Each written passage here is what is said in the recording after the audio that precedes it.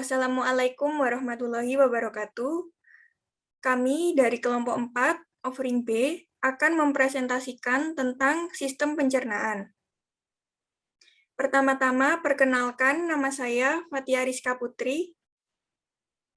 Perkenalkan, nama saya Haliza Amalina. Perkenalkan, nama saya Hilwa Salsabila.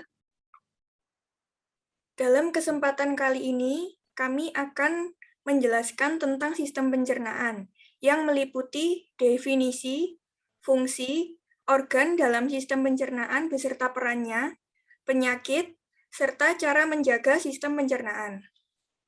Yang pertama, definisi. Sistem pencernaan adalah sistem organ dalam manusia yang berfungsi untuk menerima makanan, mencernanya menjadi zat-zat gizi dan energi, menyerap zat-zat gizi ke dalam aliran darah, serta membuang bagian makanan yang tidak dapat dicerna atau merupakan sisa proses tersebut dari tubuh. Selanjutnya adalah fungsi.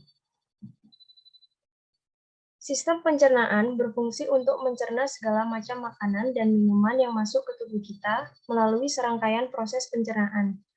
Makanan yang awalnya dalam bentuk kasar diubah menjadi bentuk yang lebih halus dengan bantuan gigi dan enzim. Sistem pencernaan juga memiliki fungsi untuk membuang sisa-sisa makanan yang sudah tidak dapat diperlukan tubuh. Karena jika tidak dikeluarkan, zat-zat sisa tersebut dapat menjadi racun bagi tubuh manusia. Selanjutnya adalah organ dalam sistem pencernaan. Yang pertama adalah organ mulut.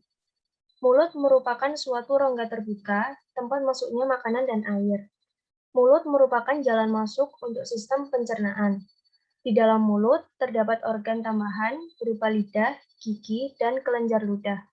Mulut merupakan bagian awal dari sistem. Bibir terdiri dari otot lurik, dan pipi terdiri dari otot utama muskulus. Yang kedua adalah tenggorokan. Tenggorokan merupakan penghubung antara rongga mulut dan kerongkongan. Berasal dari bahasa Yunani yaitu faring. Terdapat epiglotis yang berfungsi menutup laring pada waktu menelan. Di dalam lengkung faring terdapat tonsil atau yang biasa kita sebut dengan amandel, yang banyak mengandung kelenjar limfosit. Yang ketiga adalah kerongkongan. Kerongkongan merupakan tabung berotot yang dilalui sewaktu makanan mengalir dari bagian mulut ke dalam lambung. Memiliki panjang 25 cm. Terbagi menjadi 3, yaitu pars cervicalis, pars thoracalis, dan pars abdominalis. Makanan berjalan melalui kerongkongan dengan menggunakan proses peristaltik. Kemudian yang keempat adalah lambung. Lambung merupakan organ otot berongga yang besar dan berbentuk seperti huruf C. Terletak di bagian atas kiri di bawah diafragma. Memiliki kapasitas 1-2 liter. Makanan masuk ke dalam lambung dari kerongkongan melalui otot berbentuk cincin yang bisa membuka dan menutup. Lambung berfungsi sebagai gudang makanan yang berkontraksi secara ritmik untuk mencampur makanan dengan enzim-enzim. Lapisan lambung terdiri dari 4 lapis, yaitu lapisan mukosa, mukosa muscularis, dan serosa. Selanjutnya adalah bagian usus halus. Usus halus merupakan salah satu organ dalam sistem pencernaan berbentuk seperti tabung panjang berliku yang terletak di antara lambung dan usus besar yang berfungsi untuk memecah dan menyerap nutrisi dari makanan maupun minuman yang dikonsumsi. Usus halus menghasilkan enzim amilase, laktase, sukrase, dan maltase. Enzim amilase di dalam usus halus bertugas memecah molekul zat pati hingga menjadi glukosa yang nantinya akan diserap ke dalam sirkulasi darah melalui dinding usus halus. Enzim laktase adalah jenis enzim pencernaan yang memecah gula laktosa. Gula ini ditemukan dalam susu dan makanan atau minuman yang terbuat dari susu. Enzim sukrase adalah enzim yang memecah sukrosa menjadi gula sederhana seperti fruktosa dan glukosa. Gula sukrosa dapat ditemukan pada tanaman seperti tebu, sorghum, dan bit. Berdasarkan letaknya, usus halus dibagi menjadi 3, yaitu duodenum, jejunum, dan ileum. Duodenum yang biasa kita sebut sebagai usus 12 jari berfungsi untuk mengambil makanan yang sudah setengah dicerna dari perut melalui pilorus atau katup yang membuka dan menutup yang memungkinkan makanan lewat dari perut ke usus halus dan melanjutkan proses pencernaan menggunakan empedu dari kantung empedu, hati, dan pankreas. Jejunum adalah bagian tengah dari usus kecil yang terletak di antara usus 12 jari dan ileum. Di jejunum, makanan diproses secara kimiawi dengan bantuan enzim-enzim yang dihasilkan oleh usus halus, lalu dibawa menuju ileum. Ileum adalah tempat sebagian besar nutrisi dari makanan diserap sebelum didorong ke usus besar.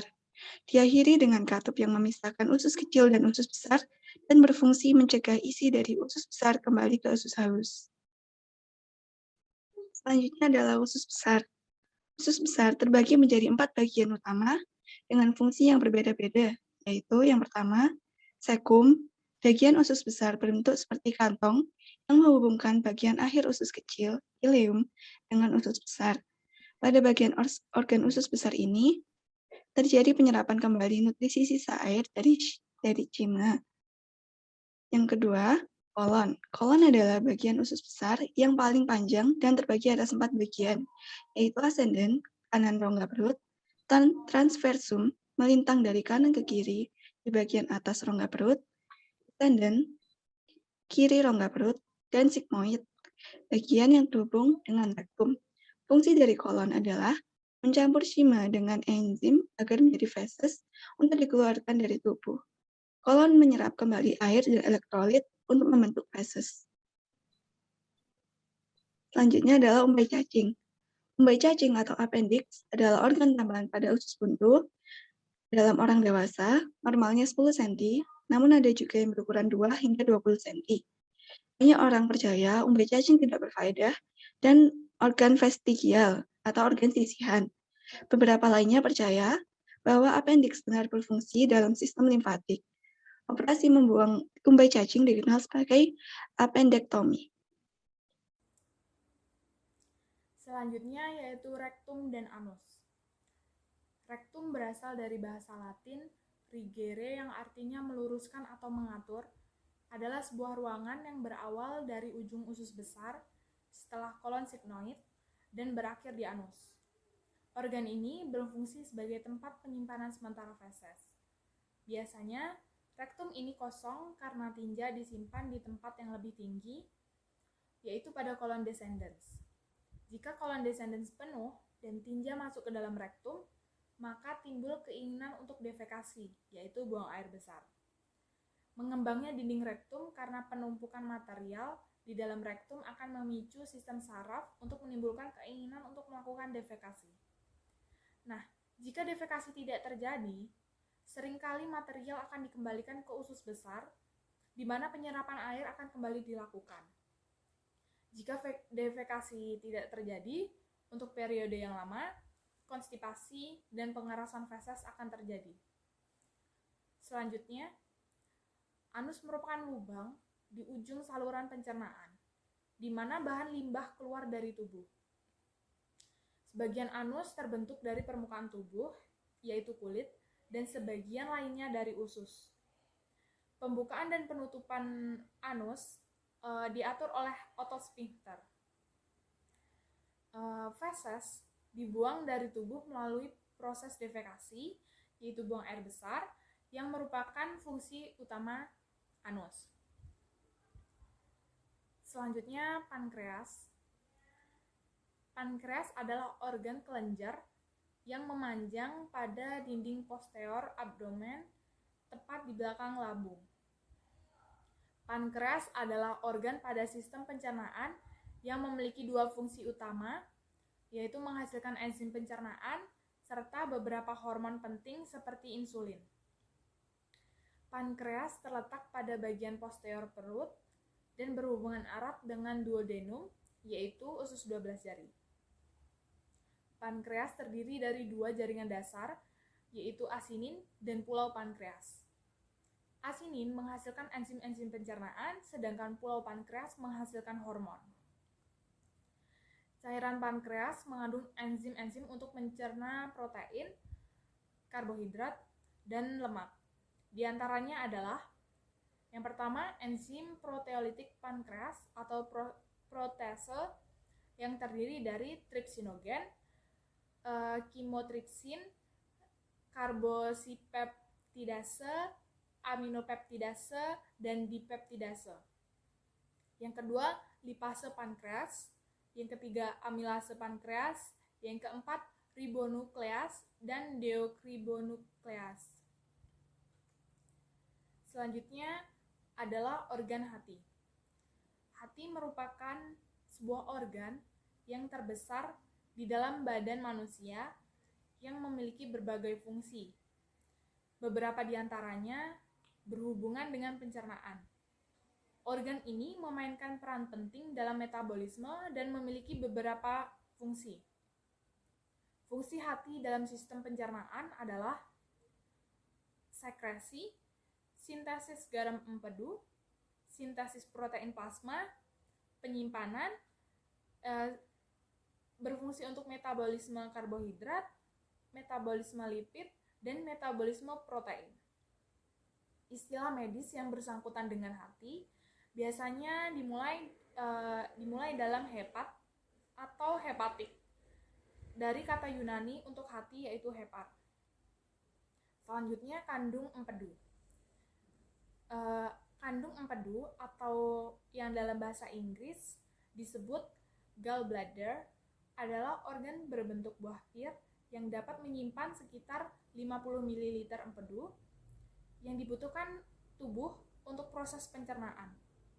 Pada manusia, panjang kandung empedu adalah sekitar 7-10 cm dan berwarna hijau gelap. Bukan karena warna jaringannya, melainkan karena warna cairan empedu yang dikandungnya. Organ ini terhubungkan dengan hati dan usus 12 jari melalui saluran empedu. Empedu memiliki dua fungsi penting, yaitu membantu pencernaan dan penyerapan lemak dan berperan dalam pembuangan limbah tertentu dari tubuh, terutama hemoglobin atau Hb yang berasal dari penghancuran sel darah merah dan kelebihan kolesterol.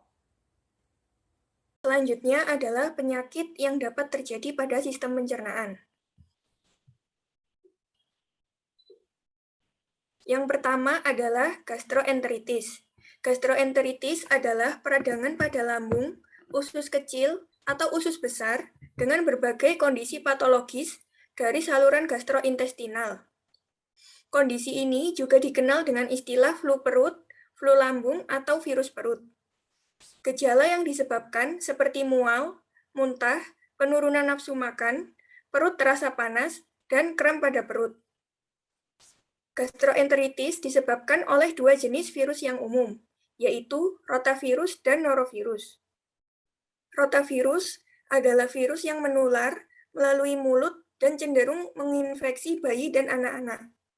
Orang dewasa yang terinfeksi virus jenis ini mungkin tidak akan merasakan gejala apapun, tetapi dapat menularkannya kepada anak kecil maupun bayi. Selanjutnya adalah norovirus. Norovirus bisa menginfeksi siapa saja, pada usia berapa saja, baik dewasa maupun anak-anak.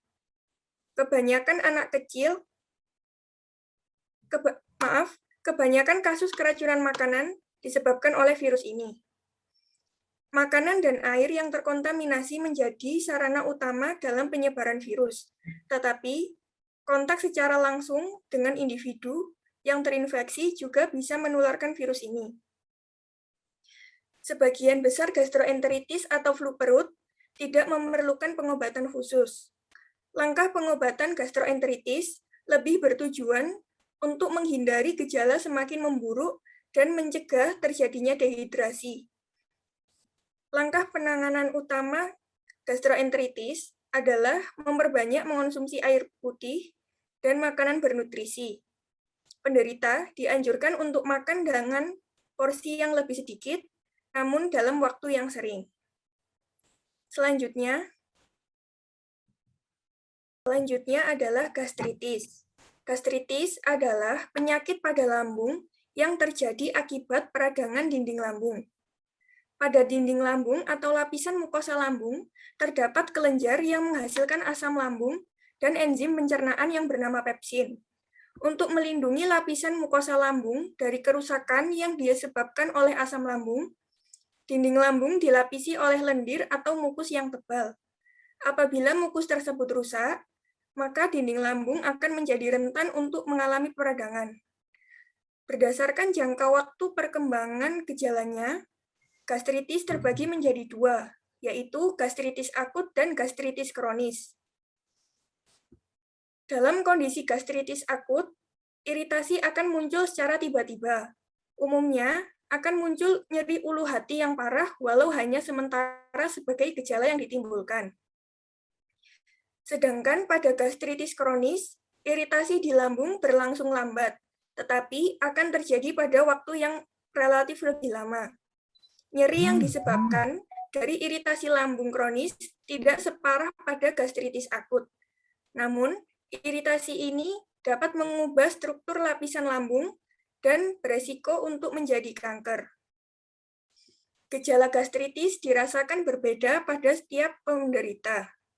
Contoh gejalanya antara lain nyeri yang terasa panas dan perih di perut bagian ulu hati, perut kembung, muntah darah, dan buang air besar dengan tinja berwarna hitam.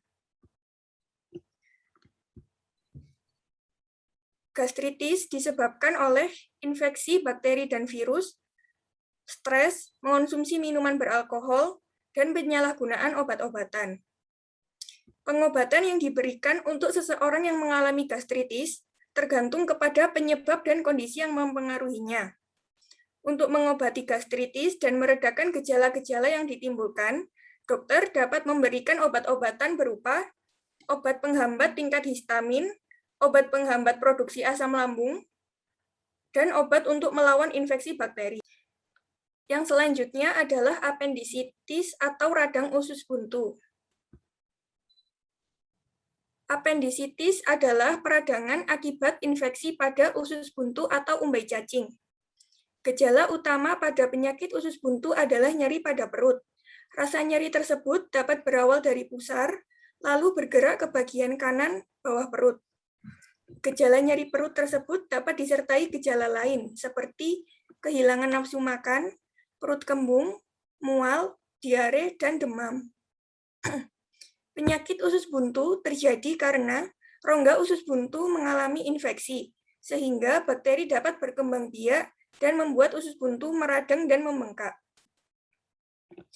Faktor lain yang diduga menjadi penyebab contohnya seperti hambatan pada pintu rongga usus buntu dan penebalan atau pembengkakan jaringan dinding usus buntu karena infeksi di saluran pencernaan atau di bagian tubuh lainnya. Langkah pengobatan utama untuk penyakit usus buntu adalah melalui prosedur operasi pengangkatan usus buntu atau apendektomi. Namun, sebelum dilakukan operasi, penderita biasanya diberi obat antibiotik untuk mencegah terjadinya infeksi, terutama pada usus buntu yang belum pecah namun sudah terbentuk abses. Sedangkan, pada usus buntu yang ringan, pemberian antibiotik dapat memulihkan kondisi sebagian pasien, sehingga operasi tidak perlu untuk dilakukan. Terakhir adalah cara menjaga sistem pencernaan. Cara untuk menjaga sistem pencernaan yang pertama adalah memenuhi kebutuhan air harian. Kebutuhan air harian akan membuat pencernaan berfungsi dengan baik, karena feses yang dikeluarkan akan menjadi lebih lunak, sehingga tidak akan mengalami sembelit. Usahakan mengonsumsi setidaknya 8 gelas air atau 2 liter air setiap harinya untuk kesehatan pencernaan. Yang kedua adalah memperbanyak makanan berserat. Memperbanyak mengonsumsi makanan berserat seperti sayuran hijau dan buah-buahan bermanfaat untuk melancarkan BAB dan mengurangi resiko sejumlah penyakit seperti wasir dan radang usus. Yang ketiga adalah mengendalikan stres. Saat tubuh mengalami stres, kortisol akan dihasilkan dalam jumlah yang besar. Hormon itu dapat menyebabkan gangguan pencernaan sehingga sembelit, mual, dan diare pun dapat terjadi. Stres yang berlebihan juga akan menjadikan seseorang memiliki pola makan yang buruk. Pola makan yang buruk akan menimbulkan gangguan pada lambung. Dan yang terakhir adalah memerhatikan jam dan porsi makan. Jam makan yang tidak teratur dan porsi makan yang terlalu banyak dapat memicu kenaikan asam lambung. Maka dari itu, usahakan untuk sarapan, makan siang, dan makan malam pada jam yang sama setiap hari. Dan usahakan untuk mengganti porsi makan menjadi 4-5 kali dengan porsi yang lebih kecil, agar kerja lambung menjadi lebih ringan.